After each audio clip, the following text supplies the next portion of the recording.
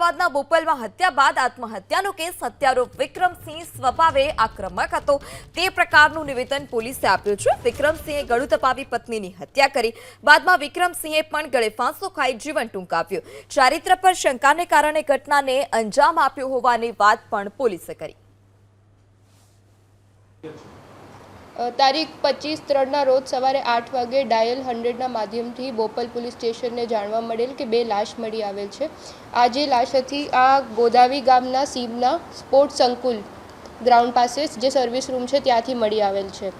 જે 2 લાશ છે એમાં પહેલી લાશ વિક્રમસિંહ રાજપૂત ઉંમર 28 વર્ષ એમની હતી અને બીજી એમના પત્ની ગૌરી વિક્રમસિંહ રાજપૂત ઉંમર 24 વર્ષ એમની હતી। પોલીસ પૂછપરછ કરતાં જાણવા મળેલ છે કે જે મરણ જનાર છે વિક્રમસિંહ એમનો સ્વભાવ ખૂબ આક્રમક હતો અને વારાઘડીએ એમની પત્ની ગૌરી ઉપર શક વહમ કરતો હતો અને સાથે સાથે મારઝૂડ પણ કરતો હતો। વિક્રમસિંહ અને તેમના પત્ની સાથે એમના ફાધર સુખવીરસિંહ બી રહેતા હતા જે 73 વર્ષના છે અને અગાઉ તારીખ 23/3ના રોજ સુખવીરસિંહ અને વિક્રમસિંહ વચ્ચે માથાકૂટ થયેલી હતી અને વિક્રમસિંહે એમના પિતાને બટકું ભરેલ હતું ત્યારથી સુખવીરસિંહ બીજે રહેવા જતા રહેલા હતા।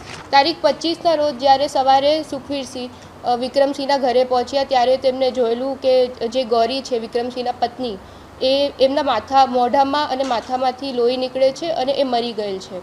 ત્યારબાદ જે બાજુના ફર્સ્ટ એડ રૂમમાં જોયેલું હતું ત્યારે વિક્રમસિંહ સીલિંગ પરથી સાડી વડે લટકી ગળે ફાંસો ખાઈ મળેલ હતા।